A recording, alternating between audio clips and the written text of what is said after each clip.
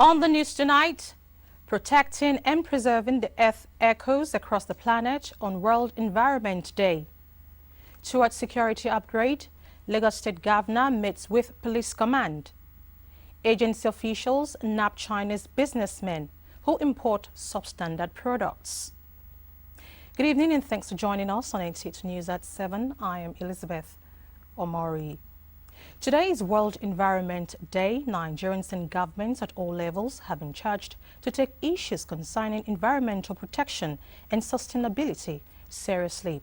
Annie Daniels reports that this was at an event organized by the Ecologistics Integrated Services Limited in Lagos. Research has shown that the well-being of humanity, the environment and the functioning of the economy depends largely on the responsible management of the planet's natural resources. Speakers at the event decried the unfriendly attitude of man on the environment. Environmental abuses they noted include deforestation, improper way of disposing wastes, consequently giving rise to erosion, climate change and global warming.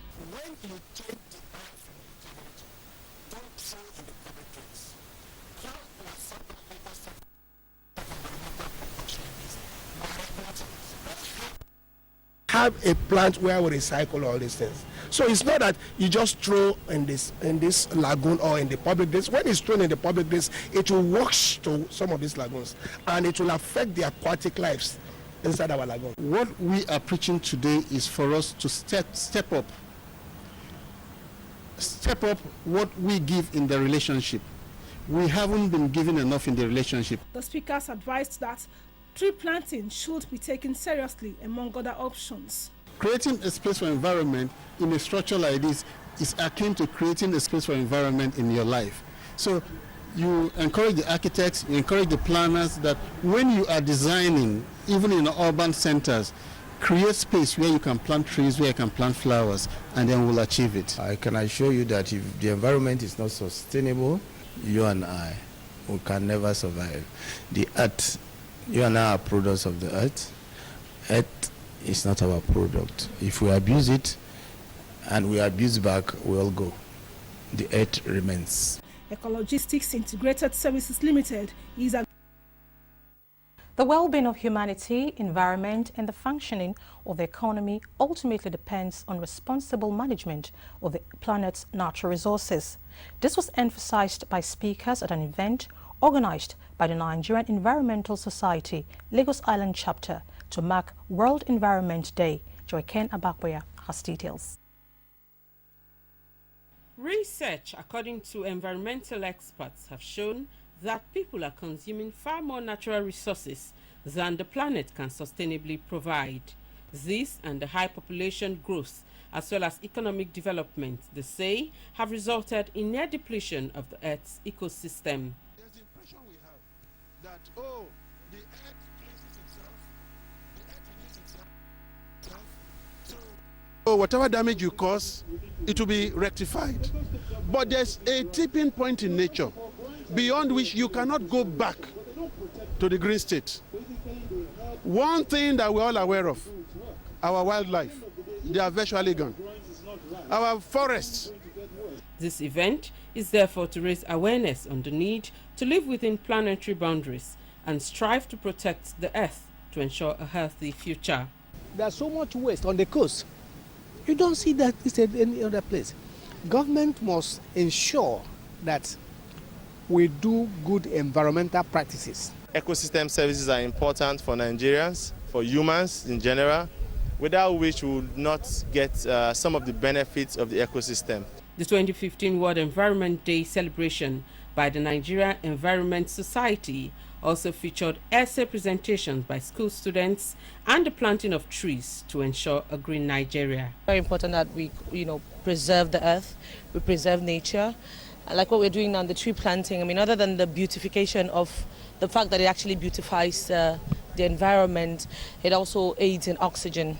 Experts say it is our choices as a people that shape the world around us. So imagine what the world will look like if every one of the 7 billion people on Earth worked towards preserving the planet. In Lagos, Joyken Abakwe, NTA News. Poor maintenance culture and drilling of roads by telecommunications companies are some of the reasons responsible for bad roads in Lagos State. Ken Igbeluwe in this report examines the situation of bad roads which are giving motorists nightmare in the state. This road is called Outer Marina. It stretches from Marina Bridge down to the Nigerian Army 81 Division Officers' Mess leading to Victoria Island. Before now, motorists used to drive on the road with relative ease. But the case is different presently, as this portion of the road was cut during a construction work and was not properly fixed, making it difficult for motorists to ply the road. Some motorists spoke on their experiences. It slows down your driving, basically. It doesn't make me drive very smooth now, and it damages cars all the time. It's spoiling our car though, but there's nothing we can do to it. We'll just manage it up and we just hope for something new to happen. Another road that is gradually becoming a source of concern to motorists and residents is the Hamadu Bello Way on Victoria Island. Motorists find it hard driving through this portion of the road, which is yet to be completed by the relevant authorities. Sometimes last year, the Lagos State government, through its direct labor initiative, embarked on the rehabilitation work on the road, but it was later abandoned. This bad portion of the road have continued to obstruct free flow of traffic. Is the road good? The road is so bad, and we are calling it VI. There are potholes. These things are not good. It could be damaging our vehicles and all that. A vehicle you will, panel they will charge you. Tomorrow you still have problem. The bumper, the exhaust pipe, all these things could be affected by the bumps on the road. The road is not good at all. It's even damaging our keke. So we spend a lot of money on it. Motorists have, however, appealed to the Lagos State government and other relevant authorities to commence repair work on the remaining portion of the road on Hamadu Bello Way on Victoria Island, Outer Marina Road, and other similar roads in the state. In Lagos, Ken Igbeluwe, NTA News. Lagos State Governor Akinwumi Ambode has pledged to support the police in order for officers and men to carry out their duties effectively. The governor made this statement at a maiden meeting with personnel of the Lagos State Police Command. Abolore Ogbara has the details. Speaking at the meeting, Lagos State Governor Akinwumi Ambode pledged to align with the Lagos Police Command to ensure maximum security and guarantee safety of life and property in the metropolis.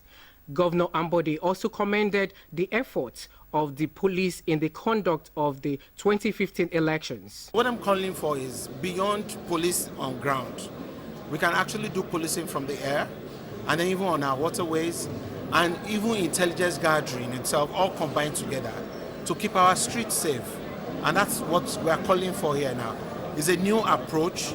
They've been doing it well, but we can do it better. The Commissioner of Police, Lagos State Police Command, Cornelius Aderanti, assured the state government that officers and men under his watch will cooperate with the government to ensure maximum security in the metropolis. He said the command will not relent until criminals are brought to book. I want to use this opportunity to reassure you of our constant dedication, unfailing resolve, and desire to keep criminals at bay and make the state most uncomfortable for them to operate. The meeting also provided an opportunity for some of the officers and men of the Lagos Police Command to reveal constraints that hinder the smooth policing of Lagos State. In Lagos, Abolore Ogbara, NTA News. Substandard diapers with a street value of over 200 million naira have been impounded by the Standards Organization of Nigeria in Lagos. 3 Chinese nationals were also arrested in connection with the seizure. Amechi Pius has details. The visit by officials of the Standards Organization of Nigeria to the shops where the Chinese businessmen conduct their illegal activities followed series of surveillance by the SON. The foreigners specialize in importing diapers suspected to be substandard and repackage the products with wrappers of popular brands and sell to the unsuspecting consumer. And you can see a very unhygienic condition, and when you use it, it can have a lot of reactions on the bodies of the children, and we begin to say what is the cause without knowing that these are properly pure substandard products that were imported by these Chinese agents here, using this place as a hideout. According to the agency's head of Inspectorate and Compliance, Bid Obai, the imported diaper is not registered with the SON or any other regulatory agency in the country. Our zero tolerance to substandard products is in place and we continue to pursue it. Anywhere, whether here in Lagos, Port Harcourt or Maiduguri, anywhere we see any of these substandard products, we are going to seize them. The substandard diapers have since been evacuated while the culprits have been arrested and handed over to the police for further investigation. In Lagos, Amechi Pius, NTA News. You're watching NTA News at 7. When we return, a look at business news and the relationship between entertainment and the environment.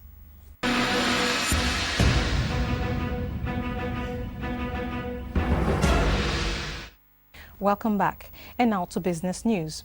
The demand for payment of goods and services in foreign currencies by some local providers, economic analysts say, is on the rise. These transactions have continued to mount pressure on the local currency, which has shed a huge percentage of its value against the dollar since the third quarter of last year. In this special report, Business News analyzed the situation and implications. The Central Bank of Nigeria has issued several warnings against pricing and payment of local goods and services in foreign currencies, especially the dollar. Consequently, the Apex Bank has also publicized the stipulations of the Local Tender Act, emphasizing the consequences of contravening the act. Our legal tender in this country is not dollar, it is naira. And the governor of Central Bank came up categorically that we should not be making payment in dollars. However, some observers say the trend of transacting businesses in the country with foreign currencies is still very much in vogue, with politicians, hotels, schools and multinational contractors being the major offenders. For instance, letting or renting a place in Nigeria for a property that is domiciled here, which is not a foreign thing, like the insurance one I said earlier, because we have to also pay to the foreign people in dollars, not in naira. So it's very hard to pay the component, part of that is in dollars, to be paid in naira. But for ordinary things like staying in the hotels, buying properties, going to schools, I believe very strongly it must be in naira. Most of them in government, they are guilty of this. Then some of the multinationals, they are guilty of this because most of them, they do some of their businesses in dollars, even locally. They pay the professionals in dollars. They buy certain services and commodities in foreign currency, and government is quite aware of this. The pressure experienced by the naira as a result of the demand for the dollar locally is enormous. The emphasis now has been because of the very unstable nature of the dollar conversion now. That has made it even much more a pressure on people to ask for a more stable currency in their hands. To discourage the trend, analysts say offenders have to be sanctioned to set an example. You're already having the law. The law is not inhibiting you in operating it. Why has it not been implemented? The people in government, they know the culprits. I think what Nigeria we're going to do is to make some scapegoats of people that are violating. If you just sit and nothing happens, and people just go against it, and nothing happens, of course people will keep on doing it. People still let house in Nigeria in dollars. That may sound strange. That's a property here. The naira began a drastic plunge against the dollar as a result of the downturn in the price of crude oil at the international market last year. Since then, its recovery has been very slow. In Lagos, Abdullah Mohammed, NTA News. Speakers at a roundtable on pension reform administration have described the contributory pension scheme as successful, with its funds safe and secured, in addition to making positive impact on the nation's economy. They expressed this view while reviewing the performance of the scheme, which came into being in 2004. The scheme has accumulated 4.7 trillion naira with a total of 6.5 million employees. The report. Decades of plight of retirees informed the Pension Reform Act of 2004, which was repealed by Pension Reform Act of 2014 to make provision for uniform contributory pension scheme for public and private sectors. The objective was to empower workers and encourage savings culture for old age. After 10 years, the speakers agreed that the scheme, which has won public confidence by its administration, is also safe as the accumulated assets are invested in the traditional zero-risk financial investment. The speaker suggested ways to consolidate the gains of the scheme and other innovations to strengthen it. To see this, and I want them to be able to incorporate the program withdrawal our energy so that we can complete the cycle of pension fund administration. While the person is still working, it means that his RSA is able to contribute to the provision of housing, and it's going to change the dynamics of mass housing in Nigeria. National Pension Commission Legal Secretary said compliance, enforcement and sanctions have been applied in line with the Act. I've taken many companies to court, but pension is generally very clear. Most of the time, these companies, after taking them to court, they will realize that they are owing their employees, and then they will come to terms and they will pay. Even though we are saying that the system has worked well in the last 10 years, there are further bolstered sanctions such that those who have been involved in infractions, they are now able to bring in stricter regulations to control them. The accumulated pension assets have continued to impact positively on the nation's economy through investments. The roundtable was organized by the Nigerian Institute of Advanced Legal Studies. In Lagos, Viera Chumba, NT News. And on entertainment news, what has songs got to do with the environment? Today on entertainment news, our searchlight is on music and the environment. Details, join us.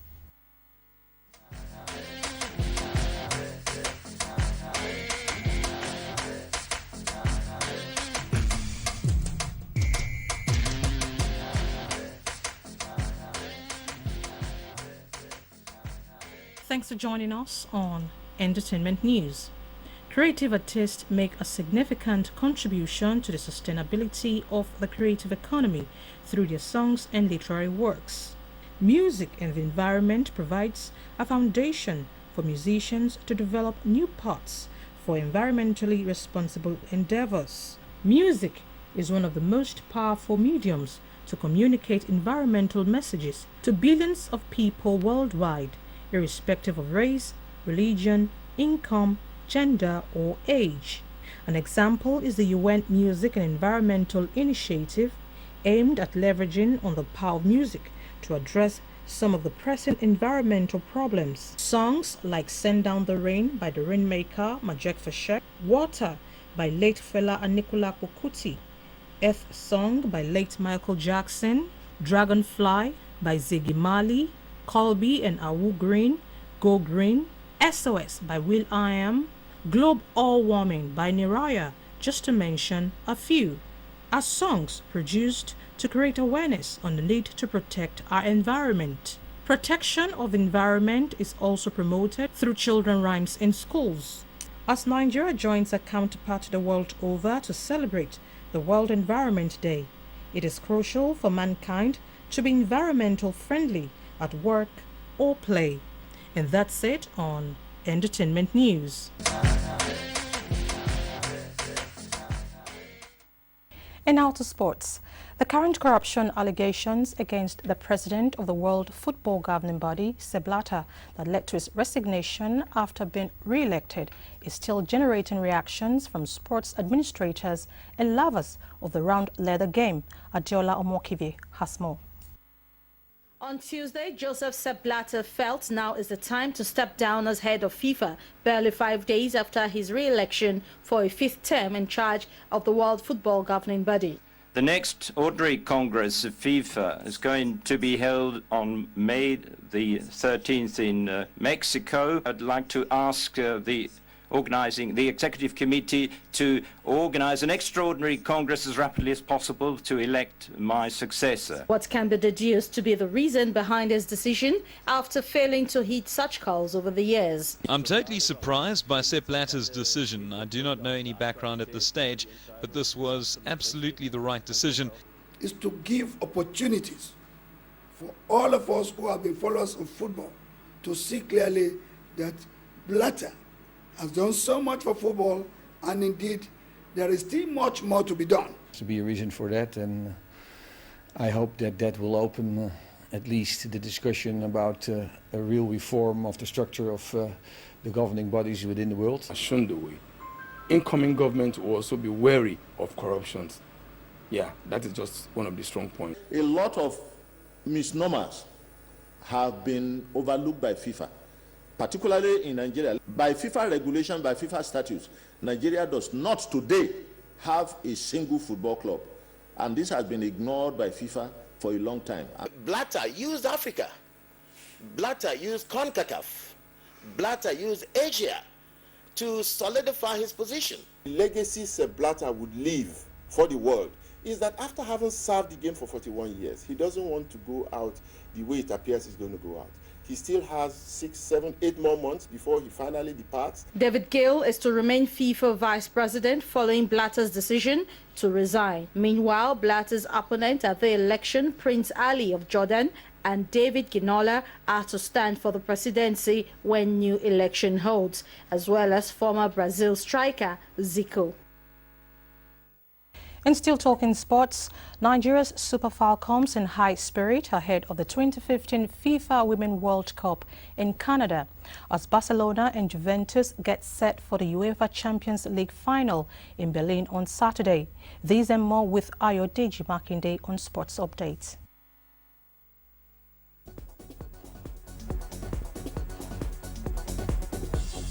African champions, the Super Falcons, have stepped up preparation in Winnipeg ahead of the 2015 FIFA Women's World Cup, which kickstarts on Saturday in Canada.